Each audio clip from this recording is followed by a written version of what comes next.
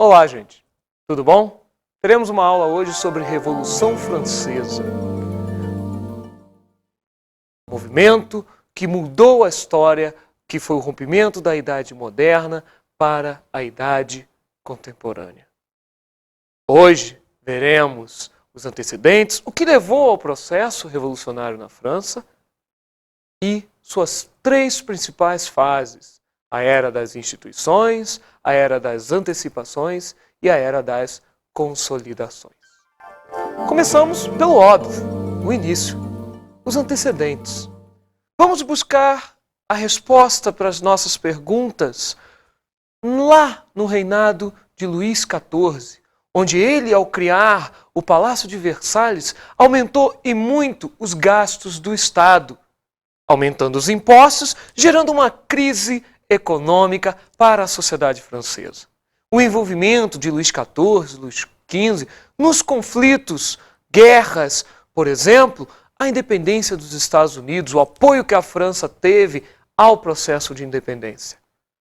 Esta crise econômica é centralizada na procura, ou melhor dizendo, nos privilégios feudais que nobreza, clero tinham em relação ao terceiro estado. Lembrando que a sociedade francesa era dividida em três estados. Primeiro, clero. Segundo, nobreza. Terceiro, burguesia e povo. Burguesia e povo esta que vai passar no ano de 1715 por uma revolta, ou melhor, ela vai promover a revolta, que é a famosa Revolta da Farinha. Movimento este realizado pelo povo devido ao aprisionamento da farinha. Os produtores continham a mesma para aumentar o preço, gerando essa crise econômica. Bom, a simbologia desse processo, simbologia do processo revolucionário francês. Nós temos o hino francês, a bandeira francesa, a mulher. A bandeira francesa, vale ressaltar que antes do processo revolucionário francês, ela era de uma única cor, a cor branca, e com o símbolo da família dos Bourbons no centro, simbolizando o absolutismo, o poder monárquico centralizado nas mãos de uma só pessoa, o rei. O maior destaque? Luís XIV, o famoso Rei Sol. Temos também a figura do hino. O hino, a La Marseillaise, que vocês escutaram há pouco. O hino que simboliza simplesmente o movimento revolucionário francês. Mas espera aí, você deve estar com uma pergunta. Como ficou a bandeira? Lembra? Como é que é a bandeira francesa hoje? Vermelho, branco, azul. Igualdade, liberdade, fraternidade. Essas duas cores vieram para a bandeira francesa para limitar, questão simbólica, limitar o poder monárquico, o poder absolutista. O hino é um canto ao processo revolucionário francês. E a mulher? Onde entra a mulher neste ponto? A mulher vai ser uma participante ativa do processo revolucionário. Um exemplo, Marianne a Combativa. Quem nunca observou em livros, apostilas, a imagem de uma mulher com a bandeira francesa numa das mãos e uma baioneta na outra? Símbolo claro de uma mulher que vai simbolizar o processo revolucionário francês. Então, como simbologia, nós temos o hino, a bandeira e a mulher, a figura feminina. Que mais tarde, a própria proclamação da República Brasileira vai se inspirar no processo francês para buscar o símbolo da República Brasileira, que também, por incrível que pareça, coincidência ou não, é uma mulher. Veja bem, temos agora uma enquete para ser vista. Vamos acompanhar? Vem comigo. Quero saber se vocês sabem de onde é essa música.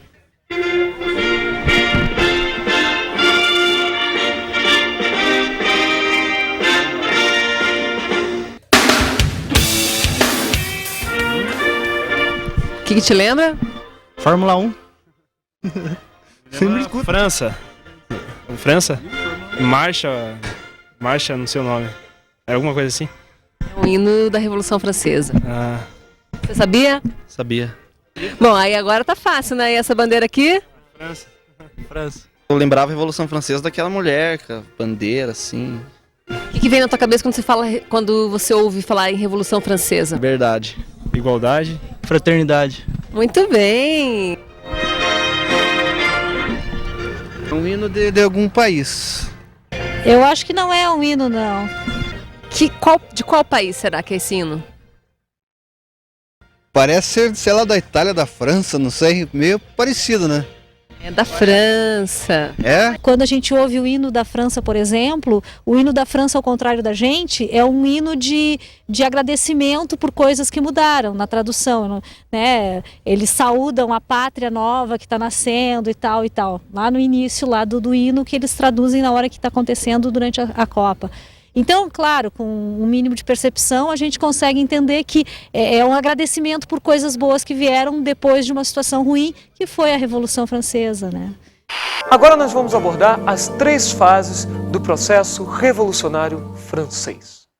A primeira fase, a Era das Instituições. Fase esta que marca a data chave do processo revolucionário francês, o 14 de julho de 1789, a queda da Bastilha, uma antiga prisão, lá um pouco mais atrás, onde ficou o famoso Homem da Máscara de Ferro, se é que ele existiu. Porque alguns historiadores dizem que existiu, outros dizem que o Homem da Máscara de Ferro não existiu.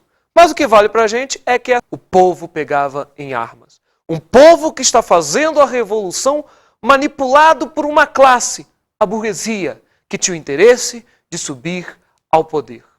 Uma outra característica dentro do processo revolucionário francês da primeira fase foi no dia 26 de agosto de 1789, o que chamamos de Declaração dos Direitos do Homem e do Cidadão. Lembre-se, a Declaração dos Direitos Humanos foi influenciada por essa declaração, dos direitos do homem e do cidadão. Vamos ouvir ela um pouquinho? A Declaração dos Direitos do Homem e do Cidadão teria grande repercussão no mundo inteiro. Este documento é um manifesto contra a sociedade hierárquica de privilégios nobres, mas não um manifesto a favor de uma sociedade democrática e igualitária. Os homens nascem e vivem livres e iguais perante as leis, dizia seu primeiro artigo, mas ela também prevê a existência de distinções sociais, ainda que somente no terreno da utilidade comum. A propriedade privada era um direito natural, sagrado, inalienável e inviolável. Uma outra característica da primeira fase da Revolução Francesa ocorreu no ano de 1790, a chamada Constituição Civil do Clero. Constituição esta que tem 2 características básicas. A primeira é transformar a Igreja num órgão submisso ao Estado francês. E a segunda característica era simplesmente confiscar os bens da Igreja. A Igreja não aceita. A Igreja divide em 2 cleros. Um clero juramentado, que aceita, e um clero refratário, que não aceita a Constituição Civil do Clero. Outra característica é a Constituição de 1791. Não faça confusão. A Constituição Civil do Clero foi em 1790. A Constituição da França em 1791. temos algumas características que destacam esta Constituição. O voto censitário, ou seja, quem é cidadão, quem não é, quem pode votar, quem não pode. Poderia ser por renda. A monarquia constitucional, onde o rei vai ser limitado por uma Constituição. Você acredita que Luís XVI, rei absolutista, aceitaria ser mandado por uma Constituição? Creio que não, né? Bom, temos também o surgimento de dois grandes grupos políticos aí no processo revolucionário francês. Lembrando, são dois grupos políticos da burguesia. Os girondinos, liderados por Brissot e Condorcet, que é a alta burguesia, eram os que ficavam à direita, e os famosos jacobinos, a baixa burguesia, Robespierre, Danton, Marat, Saint-Just. A baixa, pequena burguesia, os que ficavam à esquerda. São algumas características da Constituição de 1791. Só que, como eu tinha falado, o rei Luís XVI não vai aceitar essa Constituição. E decide fugir. Fugir em direção à região da Vendéia. Essa região era um foco contra a Revolução Francesa. E o rei foge, na calada da noite, numa noite sem lua nova. Porém, um desavisado indigente que passava viu o rei fugindo em sua carruagem e avisou. Sabe como é que é, né? Fofoca. Vai de ouvido a ouvido. Nessa, chegou a notícia que o rei tinha fugido para os girondinos e os jacobinos, que começaram uma caçada ao rei Luís XVI, que vai ser pego antes de chegar à região da Vendéia.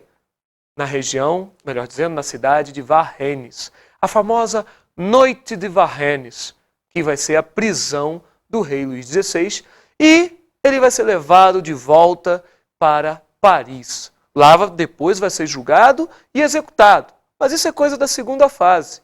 Pois bem, com o rei preso, a monarquia constitucional ela foi suspensa. Com a monarquia constitucional suspensa, é o fim da primeira fase.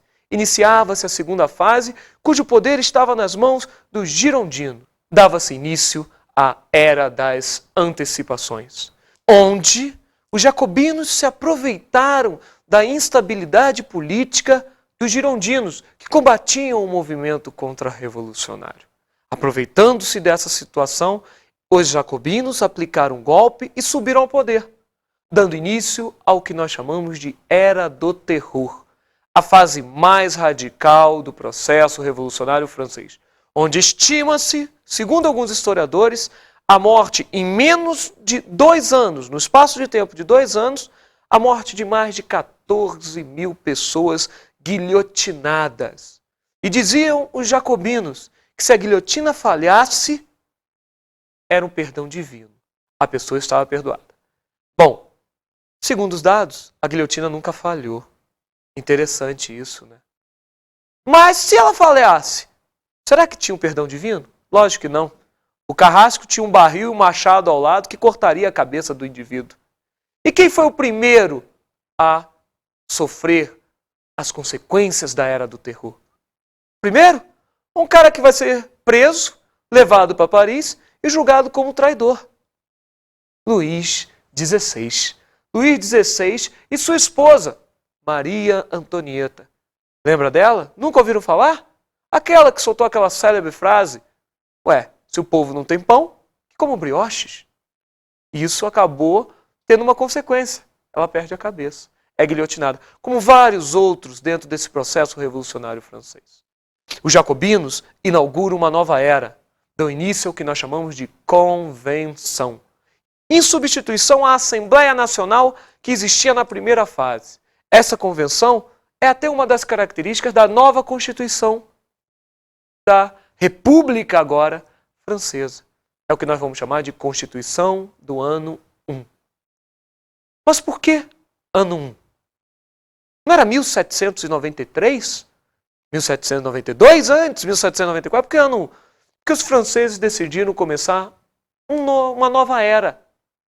Como assim?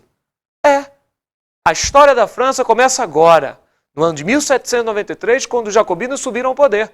ano 1, ano 2, ano 3. Mudaram os meses também. Em vez de chamar janeiro, fevereiro, em relação ao calendário agrícola, eles botam brumário, termidor, floreal, germinal. Interessante essa mudança, né? Só para confundir a nossa cabeça, praticamente. Bom, dentro da Constituição do ano 1, nós temos algumas características. E vale um destaque. Cuidado para não confundir a Constituição, ou melhor dizendo, as características da Constituição de 1791 com as características da Constituição do ano 1, que é a de 1793. Vamos lá? A do ano 1. Característica: sufrágio universal.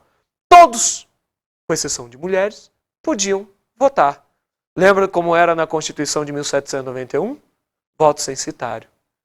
Outra característica da do ano 1, implantação de um regime republicano.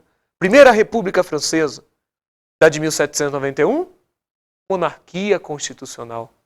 A do ano 1, outra característica, são 3 grupos políticos agora. Além dos girondinos e jacobinos que já existiam, surge um centro, uma meia, né? Um meio termo, onde você tinha líder o Abad Sieyès. Este que vai buscar aliança com Napoleão para fazer o quê? O processo que vai culminar na subida de Napoleão ao poder. Assunto esse que é visto a posteriori. Dentro da Constituição do ano 1, e aí características específicas dessa Constituição, nós temos a abolição da escravidão negra nas colônias francesas, temos a lei dos preços máximos, que é muito interessante, né? Voltando à questão da abolição da escravidão, lembre-se do Haiti, que era uma colônia francesa, que vai ter todo um processo revolucionário. Então você tem isso e tem a questão da lei dos preços máximos, mais conhecida como lei dos máximos. Só que tem um pequeno problema. Os jacobinos não conseguiram estabilizar um governo. A turbulência existente no movimento jacobinista, Robespierre abandona a convenção. Danton, Saint-Just também vai ser morto junto com Robespierre num movimento denominado Golpe do Nono Termidor, que já já a gente fala. Marat aparece morto numa banheira, vai ser morto pela sua amante, né? Uma amante girondina, lógico. A alta burguesia, aproveitando-se desta situação, vai promover um golpe. Um golpe que nós denominamos de reação termidoriana, ou golpe do nono termidor. Este golpe vai derrubar os jacobinos do poder e vai colocar de novo a alta burguesia. Olha os girondinos aí voltando. E com o retorno dos girondinos é decretado o fim da segunda fase e o início da terceira. Mas antes da gente falar da terceira, tem que fazer um lembrete. O surgimento de uma figura carismática onde o povo francês vai acreditar fielmente na sua figura. Napoleão Bonaparte e suas grandes vitórias lá na África. Essas grandes vitórias que começam a transformar o mito, criar o mito Napoleão Bonaparte. Este Napoleão que daqui a pouco vai subir ao poder lá na frente num golpe também. Mas isso é coisa da terceira fase. Então, com o golpe do nono termidor, é dado como encerrada a segunda fase e tem o início a terceira fase, que nós denominamos de Era das Consolidações. Que tem como destaque uma nova Constituição que nós não entraremos aqui em detalhes, mas um ponto é interessante, a formação do diretório. Lembra anteriormente? Era a convenção. Lembra na primeira fase? Assembleia Nacional. Agora é diretório, que era oficialmente dividido em 3 partes. Um conselho com 5 diretores, um outro conselho maior e o que nós chamamos de Assembleia dos 500, que era dividido entre os vários grupos políticos que existiam na França revolucionária. Este diretório vai idealizar, organizar as leis da França revolucionária. Bom, mas tem um detalhe. Sieyès, lembra dele? O Abad Sieyès, aquele líder do centro que aparece na segunda fase, ele diz que o diretório é muito fraco, que o diretório não consegue combater o principal inimigo da França, a Inglaterra. E com isso, ele vai se juntar com um carinha que está voltando da África para a França, um mito, alguém, chamado Napoleão Bonaparte. Repararam? Juntou a fome com a vontade de comer. Thiers mais Napoleão Bonaparte igual ao futuro golpe. Daqui a pouco a gente fala. Espere só um pouco. Bom, antes de Napoleão, de Thiers, promover esse golpe, no ano de 1796 aconteceu uma conspiração. A conspiração do famoso, popularmente conhecido incendiário Gracchus Babeuf. Babeuf idealizava uma sociedade mais igualitária. Por que isso? Ué, o lema da revolução não era igualdade, liberdade, fraternidade? Então vamos dividir. Tem um pequeno detalhe aí. O lema é igualdade, liberdade e fraternidade, sim. Mas os burgueses não queriam dividir. Gracchus Babeuf e o movimento dele, que é conhecido como a Conspiração de Babeuf, ou Conspiração dos Iguais, também conhecida como Conspiração dos Iguais, ela simplesmente vai ser derrotada pelas forças do governo francês, que estava nas mãos dos girondinos. Aproveitando essa instabilidade política, lembrando do movimento contra-revolucionário que combatia a Revolução Francesa, só para lembrar, movimento contra-revolucionário, ingleses, austro-prussianos, russos. Esses carinhas formavam a coligação, ou movimento contra-revolucionário, combatendo a ideia da Revolução Francesa. Este processo é muito interessante. Napoleão e Thiers unem suas forças e promovem o quê? Um golpe. O famoso golpe do 18 Brumário. 18º dia do mês de Brumário. Novembro de 1799. Este golpe que vai ascender Napoleão Bonaparte como líder do governo francês. Era dado início o chamado período napoleônico. E com isso, a gente dá uma fechada no processo revolucionário francês, na qual abordamos as 3 fases da Revolução. A era das instituições, a era das antecipações e a era das consolidações, que popularmente podem ser chamadas de era das instituições igual Assembleia Nacional. Era das antecipações igual a convenção. Era das consolidações igual a diretório. Vamos ver agora um trecho de um filme? Il y a là 2 représentants de la nation qui désirent s'entretenir avec votre majesté. Sire, à Paris on s'égorge. Nos femmes, nos enfants, nos mères seront peut-être massacrés. Et moi, monsieur? Ne suis-je pas mère, moi aussi? La reine. Sire, nous apportons un décret de l'Assemblée. Où est ce décret? Dans les mains du lieutenant Romeuf, aide de camp du général. Monsieur de Romeuf? Je ne l'aurais jamais cru. J'espérais ne pas vous rejoindre, Majesté. Je suis ici pour vous servir.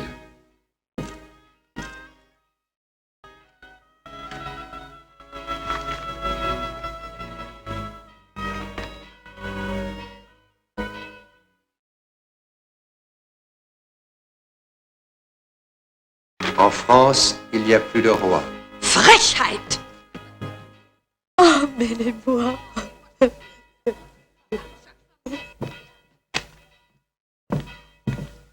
Je ne veux pas qu'il souille le lit de mes enfants. Sa Majesté a raison. Enfin, de son point de vue.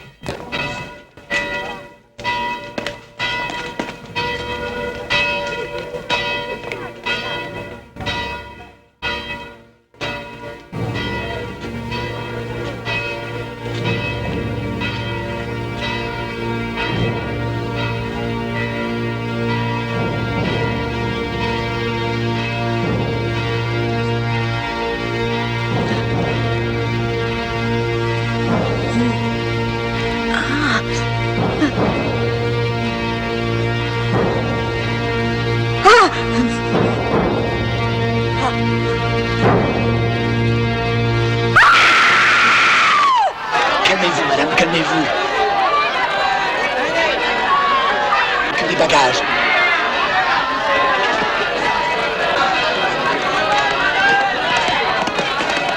Voilà l'ami du peuple qui vient d'arriver de Paris.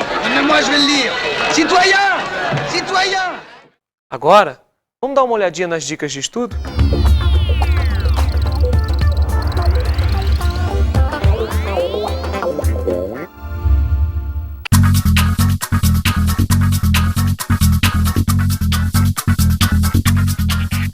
Para ler, nós temos o livro de Eric Hobsbawm, o livro A Era das Revoluções, editora Paz e Terra. E o filme? Esse mesmo que a gente acabou de assistir, um pedacinho, de Ettore Scola. Bom, por hoje é só, gente.